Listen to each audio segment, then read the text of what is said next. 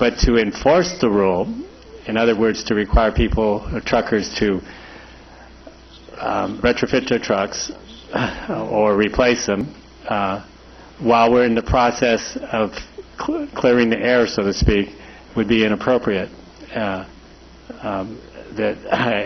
what I meant by partial suspension. We continue to collect information, but we don't enact the rule until we get this cleared.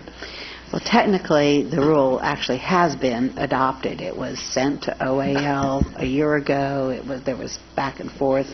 It's approved. And they've approved it. OAL is approved. The rule is now final. So in terms of what Dr. Tellis was just saying, in terms of enforcement, there's always discretion for enforcement.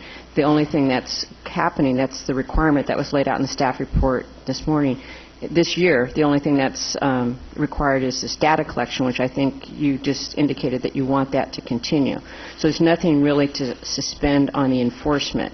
And to actually suspend the rule formally, we'd actually have to do an amendment to the rule that already is on the place. And I think you're discussing amendments with respect to the submissions budget, but you couldn't actually have a motion, setting aside that it's not on the agenda, but you couldn't make a motion to suspend the rule without